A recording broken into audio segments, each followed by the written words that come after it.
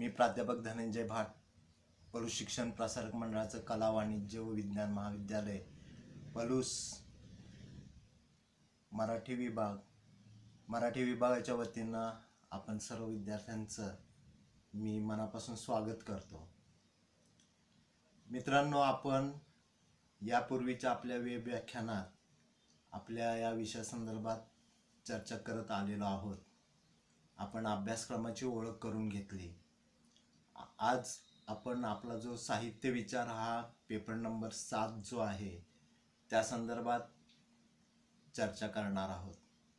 या साहित्य विचार पेपरच्या अनुषंगानं आपण चर्चा करत असताना या साहित्य विचार पेपरचा अभ्यासक्रम डोळ्यासमोर आणला तर त्यात वेगवेगळ्या घटकांचा आपल्याला अभ्यास आहे. यातलाच आपल्याला सगळ्यांना परिचित असलेला, आपण पूर्वी अभ्यासलेला असा एक सोपा घटक जो आहे त्या घटकावरती आपण चर्चा करणार आहोत. त्यामुळं साहित्य विचार या पेपरच्या अंतर्गत आज आपला जो चर्चेचा विषय आहे तो अलंकार हा आहे. आपण अलंकाराचं स्वरूप आणि विशेष या अनुषंगानं चर्चा करणार आहोत. आपल्याला विद्यापीठाच्या अभ्यासक्रमांमध्ये जे नियोजित अभ्यासक्रम अलंकारासंदर्भात आहे त्यामध्ये काही अलंकारांची नावं आपल्यासमोर दिसत आहेत. त्यात आपल्याला एकूण 6 अलंकार आहेत. अतिशयोक्ती, स्वभावोक्ती, दृष्टांत, उपमा, अनुप्रास, रूपक. तर या अलंकारांच्या संदर्भानं आपण चर्चा करणार आहोत. या अलंकारांची व्याख्या किंवा त्याचं स्वरूप काय, त्याची उदाहरणं या संदर्भात आपण चर्चा. जर आपण आपल्या प्रश्नपत्रिकेच्या स्वरूपावर चर्चा टाकली तर लक्षात येईल की या एका विभागावरती 10 गुणांचा प्रश्न आहे.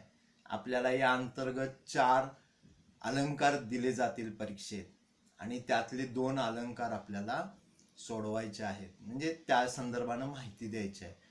पण हे 2 अलंकार म्हणजे 5 गुणांसाठी 1 अलंकार आपल्याला तिथे त्याचं स्पष्टीकरणासह, उदाहरणासह तिथे द्यायचा आहे. आणि त्यामुळं हा भाग खूप महत्त्वाचा आणि आपल्याला चांगले गुण देऊन जाणारा असा हा भाग आहे. त्याकडे आपण वळणार आहोत. तर पुढे जाऊया आपण. तर यामध्ये मित्रांनो, अलंकाराच्या संदर्भात विचार करताना अलंकाराचं स्वरूप आणि विशेष आपण पहिल्यांदा जाणून घेऊया. मित्रांनो, आपण जो आज साहित्यशास्त्राचा अभ्यास करतो आहोत या अंतर्गत हे जे साहित्यशास्त्र नाव आहे याला पूर्वी काव्यशास्त्र हे नाव होतं आणि त्याच्या अगोदर जुन्या काळात अलंकारशास्त्र असं नाव होतं. कारण का, तर जे आपले भारतीय साहित्य शास्त्रज्ञ आहेत त्यांनी आपल्या साहित्यविषयक विचारात अलंकाराला खूप महत्त्व दिलेलं दिसतं. म्हणजे अलंकाराचीच विस्तृत चर्चा भरत, भामह, दंडी, वामन यासारख्या साहित्यज्ञ विचारवंतांनी केलेली आपल्याला पाहायला मिळते. आता त्यांनी जी चर्चा केली तो आपल्या अभ्यासाचा इथे भाग नाही, पण त्यांच्या चर्चेतनं जो अलंकार हा महत्त्वाचा मुद्दा पुढे संपूर्ण साहित्यशास्त्रामध्ये चर्चेला गेला, त्या अनुषंगानं आपल्याला थोडीशी माहिती म्हणून आपण त्याकडे लक्ष देत आहोत. तर या प्राचीन भारतीय साहित्यशास्त्रज्ञांनी अलंकाराला सौंदर्याचं जनक मानलं. म्हणजे अलंकारामुळं काव्यात सौंदर्य येतं, ते नीरस वाटत नाही अशी त्यांची भूमिका होती. आणि म्हणून अलंकार हे काव्य शोभाकार आहेत किंवा काव्याला शोभा आणणारे धर्म आहेत अशी त्यांनी या संदर्भात अलंकाराचं महत्त्व पटवून देताना आपल्याला विधानं केलेली दिसतात.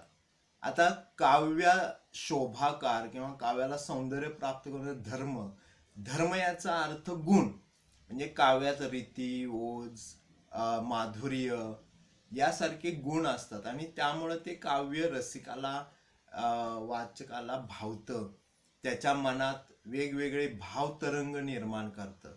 आणि म्हणून मग हा जो एक पूर्वीचा आपला कालखंड आहे मराठी साहित्याचा, मध्ययुगीन संत साहित्य असू दे, पंडिती साहित्य असू दे, शाहिरी, या काव्यांमध्ये आपल्याला अलंकाराला महत्व दिलं. पंडितांनी तर अलंकाराचा फार आग्रह धरलेला आहे. म्हणजे त्यांच्या प्रत्येक साहित्य कृतीमध्ये आपल्याला वेगवेगळ्या अलंकारांची रेलचेल दिसेल. तर या अनुषंगानं आपण मराठीत जर विचार केला तर आजही आपलं जे साहित्य आहे ते बघितलं तर त्याचं स्वरूप कसं आहे, एक तर ते गद्यात असतं किंवा पद्यात असतं. आणि त्यामुळं या पद्यात रचना जी आपली विशेषतः पद्याची रचना आणि गद्याची यातला फरक काय, तर गद्य हे सरळ असतं, कर्ता कर्म क्रियापद अशी वाक्याची रचना असते. पण पद्यात तसं नसतं. पद्यात कवी जो आहे तो काय करतो की शब्दांची एका विशिष्ट प्रकारानं मांडणी करत असतो, उलटा पालट करतो, आणि त्यामुळं त्याच्यात एक वेगळेपण येतं. म्हणजे गद्य हे आणि पद्य हे वेगळं वेगळं आपल्याला वाटायला लागतं. पद्याचा जो भाग आहे त्याच्यात कवितेचा भाग अधिक राहतो. म्हणजे पद्य म्हणजे कविता असं एक समीकरण आपल्याला दिसतं. पण सगळंच पद्य हे जे आहे ते कविता असत नाही. गद्याचा देखील त्याला थोडासा वलय असतं. त्यामुळं पद्यात कवितेचा विचार होतो असं काही जण मानतात, आणि त्या अर्थानं आपण याकडे बघायचं आहे. तर कवितेतले जे शब्द आहेत ते शब्द त्यात सौंदर्य निर्माण करायचं आहे म्हणून विशिष्ट हेतूनं कवी तिथं पेरत असतो. आणि त्यामुळं या शब्दांचे आणि त्या शब्दातनं निघणाऱ्या अर्थांचं सौंदर्य वाढावं म्हणून जी एक विशिष्ट प्रकारे रचना केली जाते त्यातून अलंकारांची निर्मिती होते. आणि ही निर्मिती होत असताना मित्रांनो एक लक्षात घ्या की व्यवहारात आपण बघितलं तर आपण आपलं सुरेख दिसावं, सुंदर दिसावं म्हणून अंगावर दागिने घालतो. दागिन्यानं आपलं शरीर खुलतं, शरीराला सौंदर्य प्राप्त होतं. ते दागिने आपण परत नंतर काढू पण शकतो. पण अलंकाराचा अर्थ दागिना घेऊन काव्यात वापरायचं ठरवलं तर तसं ते होणार नाही. काव्यातनं अलंकार का आपल्याला बाजूला काढता येणार नाही. म्हणून काव्याच्या बाबतीत हे अलंकार स्थिर असतात आणि त्यामुळं आपल्याला इथे काव्याच्या शरीराचं बाह्यांग म्हणून अलंकाराचा विचार करायला लागतो. पण लक्षात घ्या की केवळ बाह्यांग सजवून चालत नाही, अंतरंग पण सजवावं लागतं. आणि त्यामुळं अलंकाराला बऱ्याच जणांनी गौण स्थान पण दिलेलं आहे की अलंकार फार महत्वाचे आहेत असला भाग ते मानत नाहीत. अलंकार नसले कदाचित तरी चालू शकतं अशी भूमिका अलंकाराच्या बाबतीत घेतलेली जाते. त्यामुळं अलंकाराचं सौंदर्य काम काय तर एक जर अलंकार तिथे आले तर बाह्यांग तेवढं काव्याचं सजवलं जातं. हे लक्षात घेतलं तर या प्राचीन किंवा मध्ययुगीन काळातले जे आपले साहित्य विचारवंत आहेत त्यांनी काव्याच्या बाह्यांगावरच भर दिलेला दिसतो आणि म्हणून अलंकाराला महत्व प्राप्त झालेलं या काळात दिसतं. या अलंकाराच्या बाबतीत आता आपण माहिती घेत असताना लक्षात घ्या की अलंकार हा शब्द आला कसा. अलंकाराला आपण आभूषण, दागिना वगैरे म्हणू शकतो, पण हा जो शब्द आहे तो मूळ आला तो अलम अधिक क्रू या धातूपासून आलेला आहे. आणि याचा अर्थ काय तर एखाद्या वस्तूला इष्ट अर्थ व्यक्त करण्यासाठी समर्थ करणं किंवा परिपूर्ण करणं. अलंकार हा शब्द अलंकृशी संबंधित असल्यामुळे याचा अर्थ भूषण, आभूषण असाही होतो. मग आपल्याला इथे आता लक्षात घ्यायला पाहिजे की भाषेला जर शोभा आणायची असेल तर तो आणणारा गुण म्हणजे अलंकार असं आपल्याला म्हणता येईल. अलंकार हे जे आपले पूर्वीचे साहित्य शास्त्रज्ञ आहेत, विचारवंत अभ्यासक, त्यांनी अलंकारांना शब्द व अर्थ यांना शोभा आणणारे धर्म असं म्हटलेलं दिसतं. ज्यामुळं भाषेला किंवा काव्याला शोभा येते, सौंदर्य प्राप्त होते, अशी रचना म्हणजे अलंकार आपल्याला म्हणता येईल. काव्याचे सौंदर्य वाढवणारे जे गुणधर्म असतात त्यांना अलंकार म्हणता येईल. काव्यातील सौंदर्याची शोभा वाढवणारं तत्व म्हणूनही अलंकाराकडे आपल्याला पाहता येईल.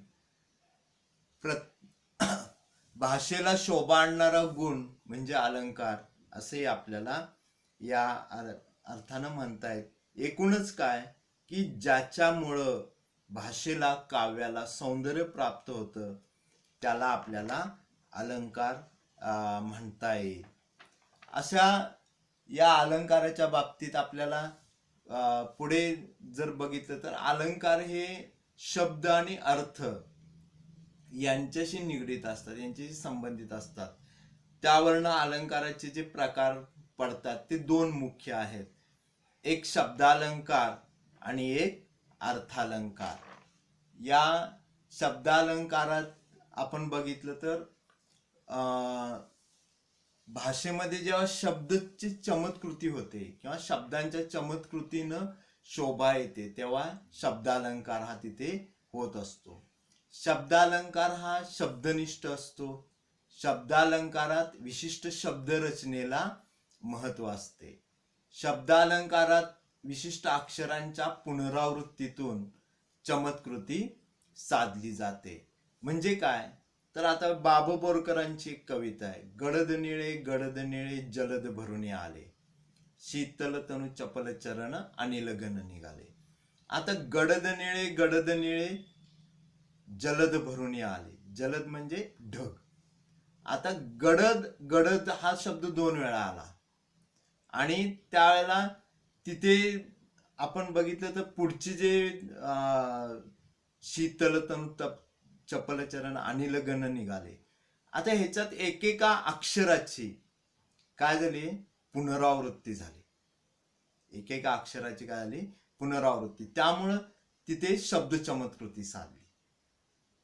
मग हे उदाहरण जरी अलंकाराचं होत असलं तरी आपल्याला लक्षात येईल की कवी अशी काहीतरी वेगळी रचना मांडत असतो. किंवा बालकवींचे फुलराणी कवितेचं उदाहरण घेऊ शकतो आपण. हिरवे हिरवे गारगालीचे हरित तृणांच्या मखमालीचे, हिरवे गारगालीचे. आता असे ही जी शब्द चमत्कृती साधली जाते त्यातून काव्याला एक प्रकारचं सौंदर्य प्राप्त होत असतं. आणि मराठीमध्ये अशी शब्दांची चमत्कृती करून साधले जाणारे जे अलंकार आहेत त्यामध्ये अनुप्रास, यमक, श्लेष असे अलंकार आपल्याला दिसतात. आता अभ्यासक्रमाच्या सोयीसाठी जर बघितलं तर आपल्या विद्यापीठाच्या अभ्यासक्रमात अलंकाराच्या बाबतीत शब्दालंकार यामध्ये अनुप्रास हा एकमेव अलंकार आपल्याला दिसतो आणि पुढे आपण त्याची चर्चा करणारच आहोत. त्यानंतर दुसरा जो प्रकार आहे तो अर्थालंकाराचा आहे. अर्थालंकारात शब्दातील अर्थ महत्वाचा असतो, ज्यामुळे वाक्याच्या अर्थाला शोभा येते. असा वाक्यातील गुण म्हणजे अलंकार होय. म्हणजे जे वाक्य आहे, जे विधान आहे त्याच्यात अर्थाची चमत्कार. आता एक लक्षात घ्या की कुठलाही शब्द जो असतो तो अर्थासह येत असतो, त्यामुळं तिथे अर्थालंकारात तिथं जो अर्थ व्यक्त करणारा शब्द आहे तो बदलला तरी तिथले सौंदर्य कमी होत नाही. अर्थालंकारात दोन गोष्टींमधील साम्य किंवा भेद यापैकी एक गोष्ट असते. हे साम्य किंवा भेद दाखविण्याच्या पद्धतीवरून अलंकाराचे विविध प्रकार पडतात. म्हणजे साम्य एकतर एक सारखेपणा दाखवला जातो किंवा त्यातलं दोन्ही मधलं अंतर फरक दाखवला जातो. आता एक साधं उदाहरण की आई म्हणजे दुधावरची साय. आता यात दुधावरची साय आणि आई ह्यामध्ये साम्य दाखवलेलं आहे. यामध्ये आपल्याला फरक दिसत नाही. तर अशी रचना कवी करत असतो, त्यामुळं अलंकार होतो. आता इथे म्हटलं तर आता ही आईला दुधाच्या साईची उपमा दिले असं आपल्याला म्हणता येतं. हा उपमा अलंकाराचा प्रकार होताना दिसतो. तर अशी चमत्कृती साधली जाते. अर्थालंकारातील अर्थ चमत्कृतीमुळे रसिकाच्या मनात अर्थाची विविध वलये निर्माण होतात. म्हणजे तो भावतरंग, अर्थाचे वेगवेगळे भावतरंग निर्माण होतात आणि तो त्याचा आस्वाद घेऊ शकतो. ते काव्य त्याला भावतं. आता उदाहरणार्थ एक ख्रिस्त पुराणमध्ये मराठी भाषेचा गौरव आपल्याला केलेला दिसतो. फादर स्टीफन यांनी, बघा, एक ख्रिस्ती माणूस आहे पण तोही मराठीतनं लेखन करताना मराठी भाषेचा गौरव करतो. आणि त्यावेळेला तिथं ते मराठी भाषेचा गौरव करताना त्यांनी जे म्हटलेलं आहे की जैसी पुष्पा माझी पुष्प मोगरी, तैसी भाषा माझी कस्तुरी. तर भाषेत आपल्याला कस्तुरीच्या सुगंधाप्रमाणे ही भाषेची तुलना करतात. म्हणजे मोगराचा सुगंध हा सगळीकडेच आहे, पण त्यात जर भाषेचा जर विचार केला तर तैसी भाषा माझी साजरी मराठीया. आता मराठी भाषा त्या मोगऱ्याच्या सुगंधाप्रमाणे आहे असं त्यांना म्हणायचं आहे. तर असं अर्थ आपल्याला वेगवेगळे अलंकारातनं निघत असतात आणि त्यातनं अलंकाराचे आपण प्रकार पाहतोय. अर्थालंकाराचे असे विविध प्रकार आहेत. उपमा आहे, दृष्टांत आहे, रूपक आहे, स्वभावोक्ती आहे, अतिशयोक्ती आहे, व्यतिरेक आहे. तर या अलंकारांचा आपल्याला विचार करता येतो. आपल्याला आपल्या अभ्यासक्रमामध्ये जे अलंकार आहेत, अर्थालंकार, त्याचाच विचार करायचा आणि जे शब्दालंकार आहे त्याचाच विचार करायचा आहे. म्हणून आपण आत्ताच्या ह्या आपल्या व्याख्यानामध्ये साधारणपणे अलंकार काय असतात, अलंकाराचं स्वरूप काय, अलंकाराचे प्रकार आणि त्या प्रकारात काय असतं नेमकं, याचा विचार केला. मित्रांनो, आपण आता या ठिकाणी इथेच थांबतोय, परंतु पुढच्या भागामध्ये आपल्याला जे अभ्यासक्रमात अलंकार आहेत त्या संदर्भाने आपण विचार करणार आहोत. धन्यवाद.